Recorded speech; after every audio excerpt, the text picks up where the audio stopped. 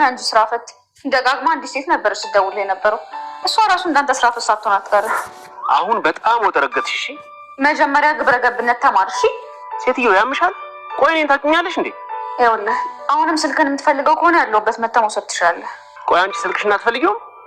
ይሄ አስቀያሚ መልክሽን ላለማየት ስል እኮ ሲሙን አውጥቼ ወረውረው ነበር። ግን የኔና ያንቺ ስልክ ስለሚለያይ ብዬ ነው።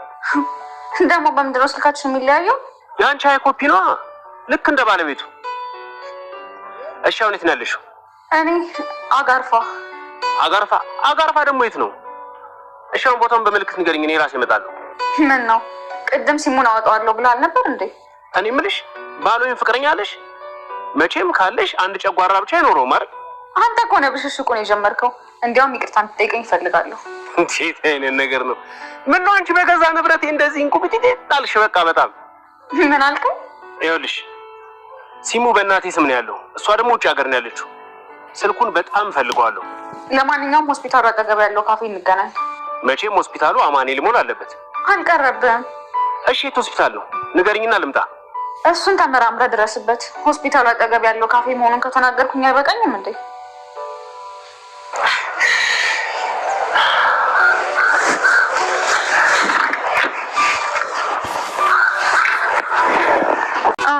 በዛም ለልጁ ስልኩን ልመልስለት ነው። እስካሁን የስልክ አንቺ ጋር ምን ይሰራል? ለምን አልመለስሽም? አሁን እመልስለታለሁ።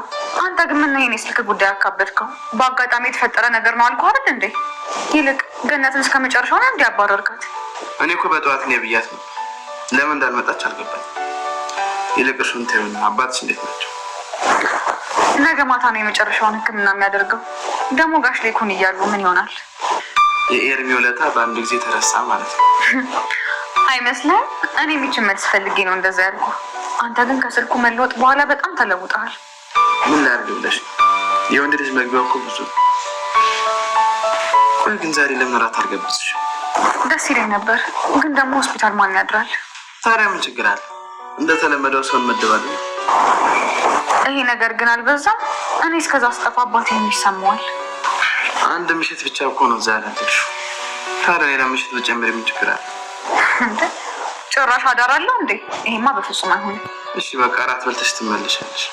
በጊዜ እኔና ልብስ ቀይር እንውጣለን። ኩርሻ አሁን ሰላም ውድ ቻናል ቤተሰቦቼ አስቱኔ ዛሬ ደግሞ በሌላ ቪዲዮ መጥተናል ማለት ነው። እንግዲህ ናሁምና ኤልሚ አብሮ ዘና እያሉ ነው ማለት ነው። ቆይ እያለ እሷ ኩሽና ምግብ እያበሰለች እያያት ነበር ቆሞ። እጅግ በጣም ይወዳታል ይሳሳላታል ማለት ነው። ቆይ እኔ እንዳልተኛ ነው አይደለም አውቅሽ የረበሽኝ እያለ እንድነት ፈልጌ ነበር እንዴ? ይቅርታ አላወኩም ነበር እያለችው ነበር። ነገር ግን አንቺ ስላለሽልኝ ፈጣሪን አመሰግናለሁ ደስተኛ ነኝ እያለ ፍቅሩን እየገለጸለት ነበር። እሷም እጅግ በጣም ደስተኛ ነበረች። መጨረሻ ናሁምና አባቱ ደግሞ እንግዲህ የተሰማ ልጅ ማግባት እንዳለበት ደጋግሞ ይነግረዋል ማለት ነው።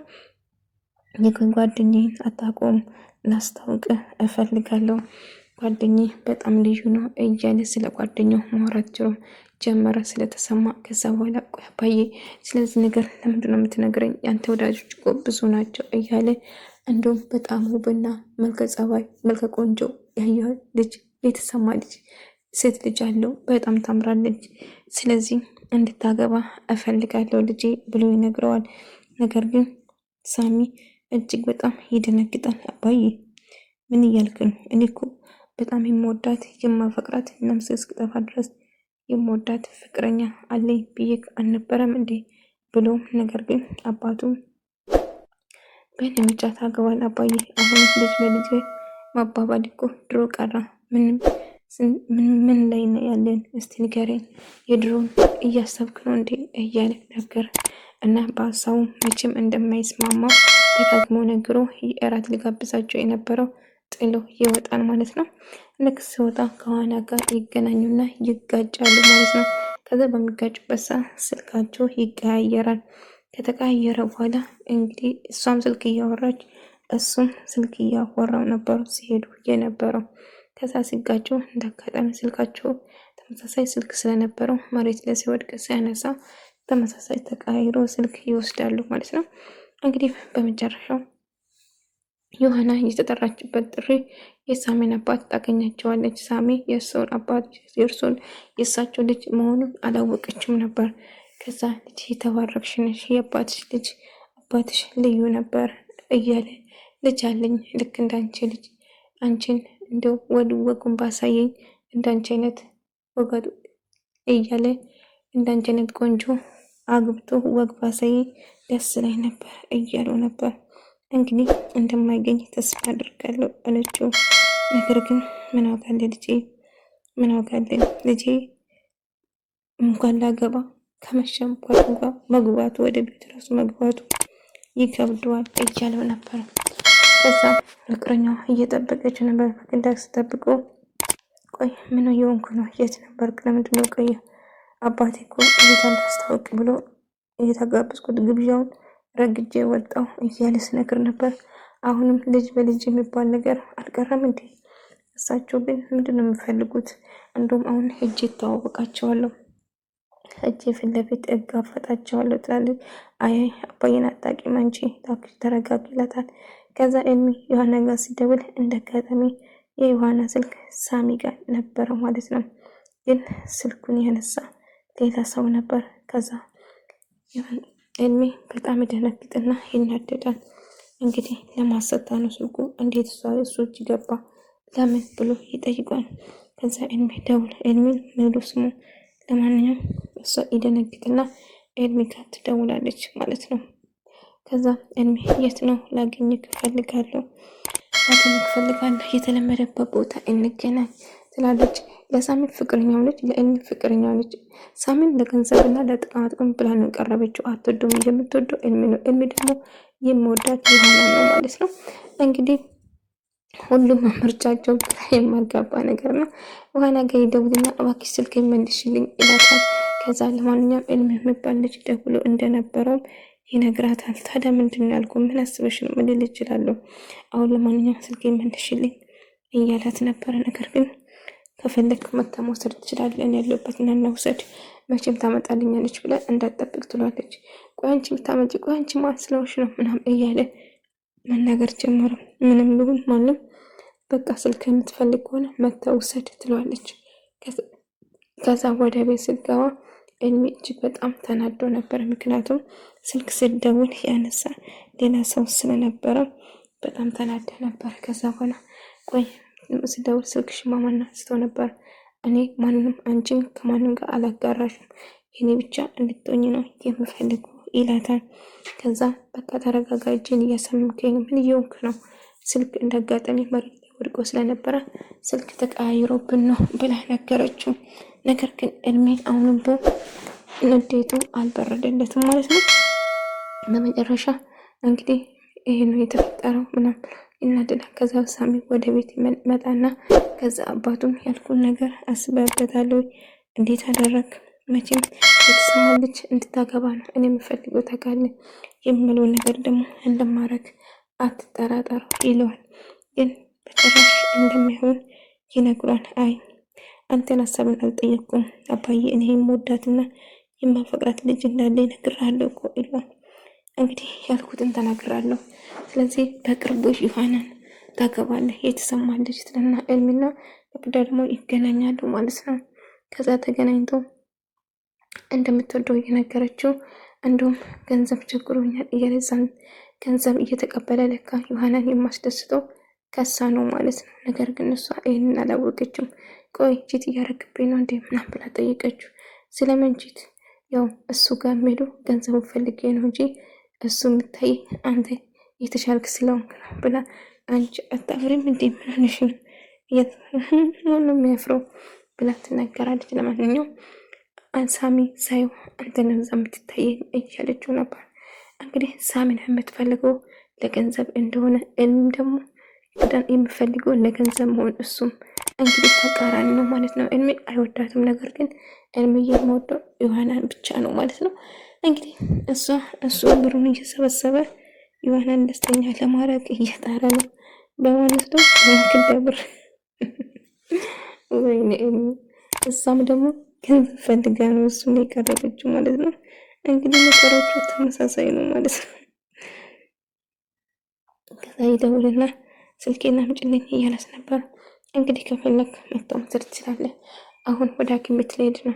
ሐኪም ቤት አለ ካፌ አጠገብ እንገናኝና ከዛ ስልኬን መውሰድ ትችላለህ ትለዋለች። ከዛ እሺ በቃ እመጣለሁ እዛ እጠብቅሻለሁ እላታል። ጥሩ እና ከዛ ይቀጣጠራሉ ማለት ነው ስልኩን ለመውሰድ ማለት ነው። ከዛ ግን አንቺ ምን አይነት ሰው ነሽ ግን በጣም ትገርማለሽ ብሎ የሳሚ ይናደዳል።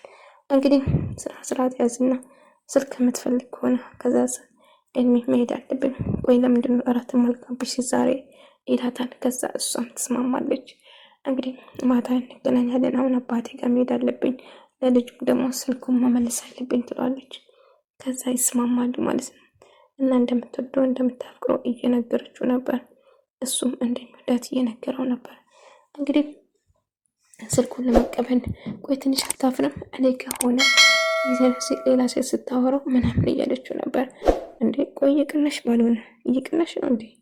ምን እየወሽ ነው? የስልኳ እኮ እጅ ደወለችው። ስልኬን እጅ መቀበል አለብኝ። ታዲያ ትንሽ አታፍርም እንዴ? እስኪ እኔን ቁጭ አድርገሽ ስታወራው። ለማንኛውም አሁን ተረጋጊ፣ ለምን እራት አልጋብዝሽም ብሎ ሀሳብ ያቀርብለታል። ከዛ እሷም እሺ ትለዋለች ማለት ነው። እንግዲህ አብሮ እራት ለመብላት ይቀጣጠራል። እንግዲህ ዮሐናና እኔም እራት ተቀጣጥሯል። እንግዲህ ሳሚን ከዛ ስልኩን ይወስዳል ማለት ነው። ለማንኛውም ስነስርዓት በጊዜ ይሻላል ካለች በኋላ ስልኩን ይቀበልና ይሄዳል። ኤርሚ ደግሞ ፋ ብትን ብሎ ደስ ብሎ እየጠበቀ ነበር። ዮሐና ስትመጣ ከሩቅ አይቶት ፈገግ እያለ እየተቀበላት ነበር። ከዛ ዮሐናም ትመጣና ቁጭ ትላለች። ደግሞ ዛሬ በጣም አምሮብሻል እያለት እያሳሰቀ እያወራት ነበር። ከዛ እሷም አመሰግናለሁ ብላ ቁጭ ብላ እያወራችው ነበር። ከዛ አብረው እያወሩ እያለ እንደ አጋጣሚ መቅዳ ትመጣና ኤልሚ ከሩቅ ይመለከታታል። ልክ እሷ ስመለከት እጅግ በጣም ይደነግጣል።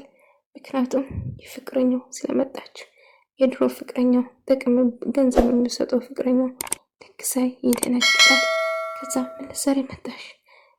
በቃ ደነገጠ። የሚናገር ነገር ጠፋበትና እየተደናበረ ኤልሚ ምንድን ነው እንኳ የሆንክ ነገር አለ እንዴ እያለችው ስጠይቃት ነበር። ነገር ግን ኤልሚ መደንገጡን አላቆመም ማለት ነው። እየደነገጠ ነው። ከዛ ምን ተፈጠረ ምን ሆነሃል እያለችው ነበር። አይ ምንም አልሆንኩም እያላት ነበር። ታዲያ እኮ በጣም ደንግጣል፣ ችግር አለ እንደ እያለ ማክዳ ከሩቅ እየተመለከተችው ነበር። ነገር ግን ኤልሚ ብታይ ኤልሚ ጋር ነበር። ኤልሚ እሷን አያት እንጂ እሷን አላየችም። ሳሚ እዚህ ነኝ ብላ ይነግሯታል። ሳሚ እየጠበቃት ነበር ማለት ነው። እንግዲህ አንድ ላይ ተሰብስቦ እራት ሊበሉ ነው ማለት ነው። እንግዲህ ጥንድ ሆነው ያው ደስ ምን አጋጣሚ ደግሞ አንድ ምግብ ቤት ውስጥ የተገናኙ። ዮሐና ግን ደነገጠች። የኤልሚ ፊትና የመጨነቅ ባህሪ ስታይበት ኤልሚ ምን ተፈጥሮ ነው የሆንክ ነገር አለ እንዴ ብላ ጠይቀች። አይ ምግብ እንብላ፣ አይ የሆነ ስልክ ደውሎልኝ ነበር እሱ ሳልደውል ረስቼ ነው ብሎ ቦታ ለመቀየር ወይም ደግሞ ተነስቶ ከዛ ሄዳል። ከዛ ግን ቆይ ተፈጠረ የሆንኩ ነገር አለ እንዴ እያለት ነበር። አይ ምንም አልሆንኩም ምንም አልተፈጠረም ብሎ እጅግ በጣም ይደነግጣል።